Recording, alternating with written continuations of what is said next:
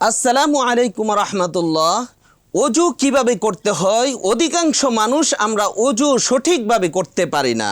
তো এই জন্য বন্ধুরা, অজু যদি না হয়, নামাজ সারা জীবন নামাজ পড়লেও নামাজ হবে না।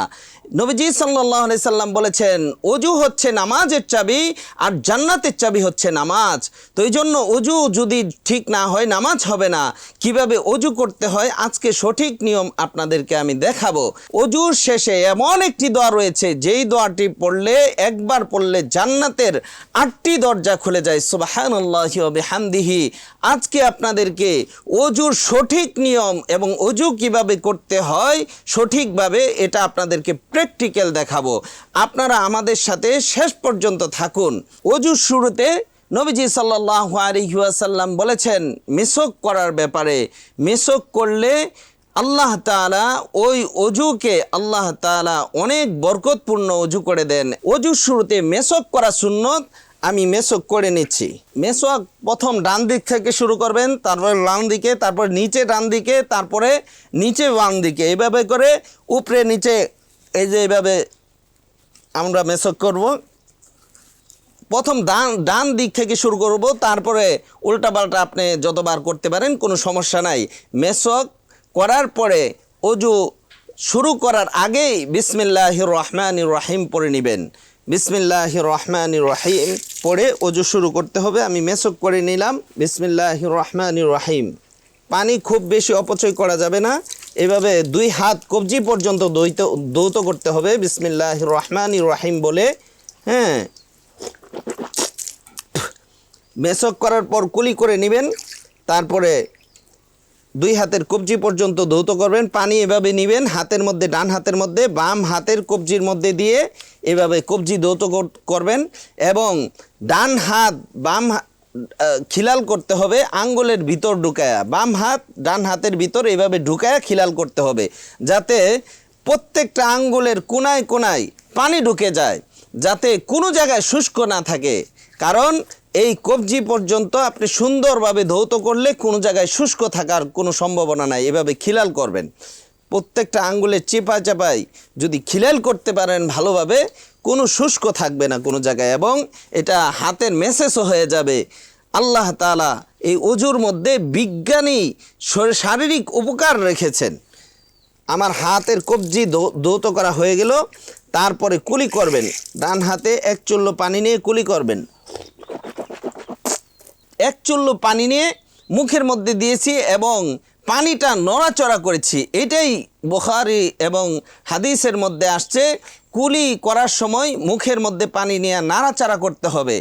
অনেক সময় আমরা যেটা করি, পানি মানে নাড়াচাড়া করি না, এমনিই ফেলে দেই।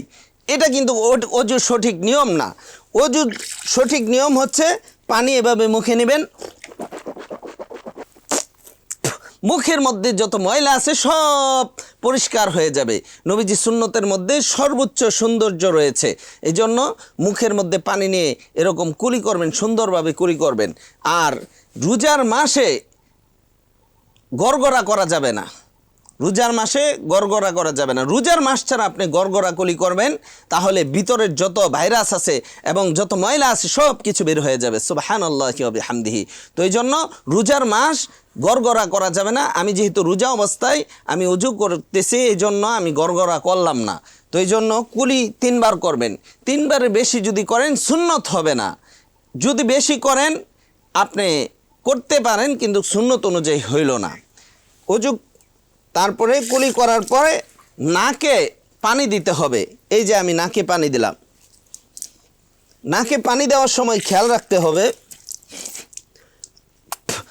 রোজার মাসে নাকের নরম জায়গায় পানি দেওয়ার কোনো প্রয়োজন নেই। রোজার মাস ছাড়া নাকে পানি দেওয়ার সময় একটু উপরে টান দিবেন, খুব বেশি টান না। এটা হাদিসের মধ্যে আসছে। একটু টান দিয়ে তারপরে নাকটা ঝেড়ে ফেলে দিবেন। কিভাবে আপনি নাকের মধ্যে পানি দিয়ে ঝেড়ে ফেলবেন এটাও হাদিসের মধ্যে আসছে। বাম হাতের কনিষ্ঠ আঙ্গুলি এবং বৃদ্ধা আঙ্গুলি নাকের মধ্যে দিয়ে এভাবে পরিষ্কার করবেন।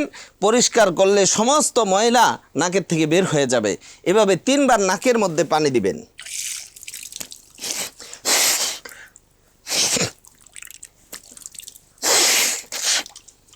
নাকের কোনো ময়লাই থাকবে না। সুবহানাল্লাহি ওয়া বিহামদিহি। অজু করার মাধ্যমে শরীরের মধ্যে এবং যেই সমস্ত জায়গায় ভাইরাস থাকে সেই সমস্ত ভাইরাস সুন্নত তরিকায় যদি কেউ করতে পারে তাহলে শরীরের মধ্যে কোনো রোগ বিমারি থাকবে না। সুবহানাল্লাহি ওয়া বিহামদিহি। নাকে কিভাবে পানি দিতে হয় দেখাইলাম আপনাদেরকে। এবং রোজার মধ্যে নাকে পানিটা উপরের দিকে টান দিবেন না, রোজা ছাড়া আপনি পানি হালকা একটু টান দিবেন, বেশি টান দিলে তো মাথায় উঠে যাবে। তো এই জন্য নাকে এভাবে 3 বার পানি দিবেন এবং নাক ঝেড়ে ফেলে দিবেন, ইন্তিশার করবেন। তো এই জন্য আমরা নাকে কিভাবে পানি দিতে হয় এটা আপনাদেরকে দেখালাম। তারপরে মুখমণ্ডল ধৌত করবেন। মুখমণ্ডল 2 হাতে এইভাবে পানি নেবেন,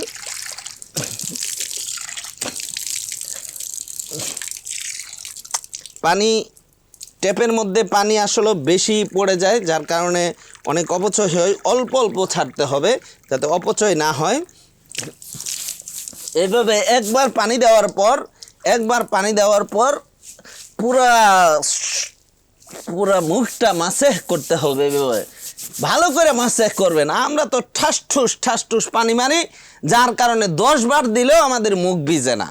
এই জন্য একবার নবীজির সুন্নত অনুযায়ী ওযু করলে বেশি পানির প্রয়োজন হয় না। একবার মুখের মধ্যে পানি মেরে এইভাবে একবারে চুলের গোড়া থেকে কানের লতি পর্যন্ত একবারে দাড়ি পুরাটা এইভাবে ম্যাসাজ করবেন ভালো করে। একবার পানি দেওয়ার পরে ম্যাসাজ করলে দ্বিতীয়বার পানি দিলে ভিজে যাবে। তো এই জন্য এইভাবে আমরা ভালো করে ম্যাসাজ করে দিব। পানি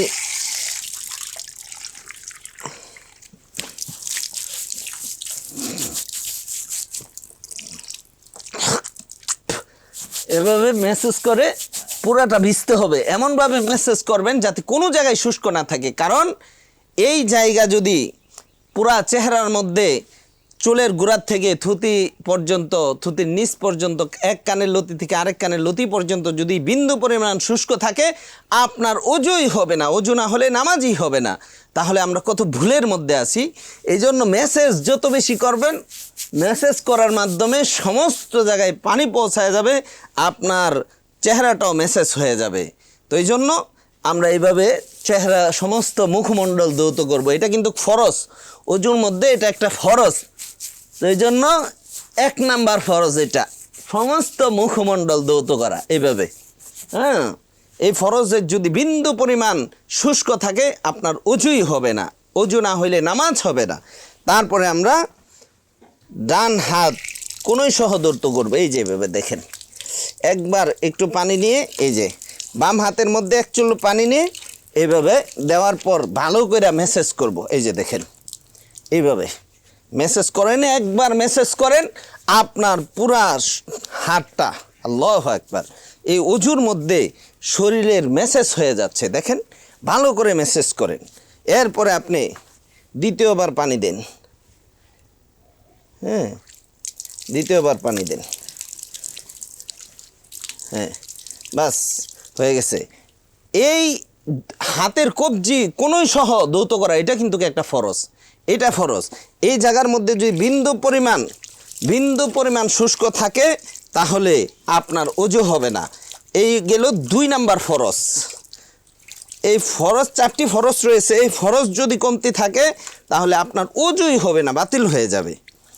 তো এই জন্য এই যে আমি দ্বিতীয় হাতটাও মেসেজ করে 3 বার ধৌত করে নিলাম। এই যে হয়ে গেল।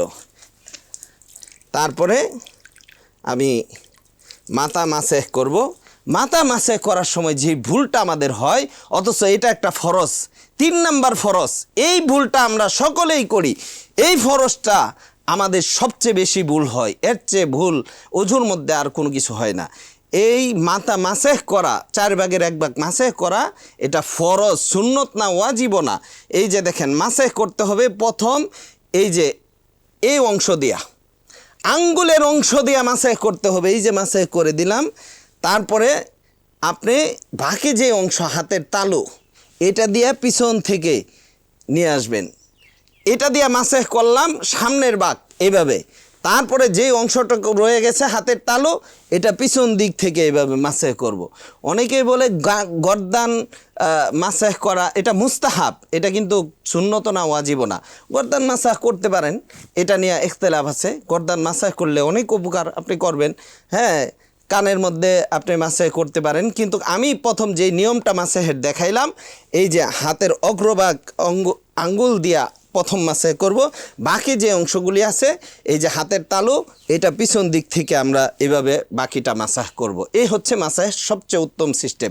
তারপরে কানের এই যে এইভাবে আপনি করতে পারেন, গর্দান মাসাহ এই যে এইভাবে করবেন, কোনো সমস্যা নেই, এটা মুস্তাহাব, এটা নিয়ে বাড়াবাড়ি করবেন না।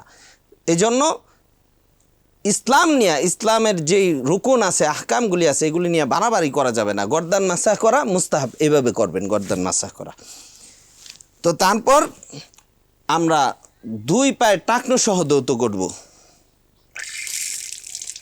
এই যে দেখেন, 1 চুল্লু পানি নিয়ে বাস ভিজায়া তারপর মাসেহ করেন, ভালোভাবে মাসেহ করেন, মাসেহ করেন। তারপরে বাম হাতের কনিষ্ঠ আঙ্গুল দিয়া আপনি খিলাল করেন, এভাবে খিলাল করতে হবে। ডান পা খিলালটা এই যে কনিষ্ঠ আঙ্গুলির থেকে শুরু করতে হবে, এইভাবে খিলাল করেন, একবারে চিপায় চাপায় যাতে কোনো জায়গায় শুষ্ক না থাকে। এই যে ডান পা আমি দৌত করে ফেললাম, হ্যাঁ, ডান পা আমি দৌত করে ফেললাম, হ্যাঁ, তো আমার দৌত হয়ে গেল। এখানে যদি বিন্দু পরিমাণ শুষ্ক থাকে আপনার অজু হবে না। বাম পাও আমি এই যে দৌত করে মাসেহ করতেছি, দৌত করতেছি, এই যে এইভাবে খিলাল করবেন, এইভাবে খিলাল করবেন। বাম হাতের কনিষ্ঠ আঙ্গুলি, বাম পায়ের কনিষ্ঠ আঙ্গুলি, হ্যাঁ। এই যে আমার অজু শেষ হয়ে গেল। অজুর শেষে সবচেয়ে বরকতপূর্ণ ফজিলতপূর্ণ একটি দোয়া রয়েছে। এই দোয়াটি যদি একবার পড়তে পারেন জান্নাতের 8টি দরজা খুলে যাবে। এই দোয়াটি কেবলামুখী হয়ে আপনি শাহাদাত আঙ্গুলি উঁচু করে এইভাবে আশহাদু আল্লাহ ইলাহা ইল্লাল্লাহু ওয়াহদাহু লা শারীকা লাহু ওয়া আশহাদু আন্না মুহাম্মাদান আবদুহু ওয়া রাসূলুহু, আপনি যদি কালেমায়ে শাহাদা পড়তে পারেন আল্লাহ তাআলা আপনার জন্য জান্নাতের 8টি দরজা খুলে দিবে। সুবহানাল্লাহি ওয়া বিহামদিহি। প্রিয় বন্ধুরা, আপনাদেরকে প্র্যাকটিক্যাল অজু করে দেখাইলাম। দেখাইতে যায় আমার একটু সময় লেগেছে, কিন্তু শুষ্ক যেন না হয়। কোনো প্রথম অঙ্গ যেটা আমি ভিজিয়েছি, অজু করতেছি, এত লেট করা যাবে না, যাতে শেষ পর্যন্ত আমি অজু করতে যায় প্রথম অঙ্গগুলি আমার শুষ্ক হয়ে যায়, এটা যেন না হয়, ভিজায় রাখতে হবে, অথবা শুষ্ক যেন না হয় এই খেয়াল রাখতে হবে। অজু অনেক দেরি করা যাবে না। আমি তো দেখানোর ক্ষেত্রে আপনাদেরকে একটু সময় নিয়েছি। প্রিয় বন্ধুরা, আমরা এভাবে যদি অজু করতে পারি তাহলে আল্লাহ তাআলা আমাদের অজুকে কবুল করবেন। জান্নাতের চাবি হচ্ছে নামাজ, নামাজের চাবি হচ্ছে অজু। তাহলে অজু যদি না হয় নামাজ হবে না। প্রিয় বন্ধুরা, এই জন্য আপনাদেরকে প্র্যাকটিক্যাল আমি সুন্দরভাবে সহি নিয়মে আপনাদেরকে অজু প্র্যাকটিক্যাল আমি দেখাইলাম। আল্লাহ তাআলা যেন আমাদেরকে আমল করার তৌফিক দান করেন। ওয়া মা তাওফিকি ইল্লা বিল্লাহ। আসসালামু আলাইকুম ওয়া রাহমাতুল্লাহ।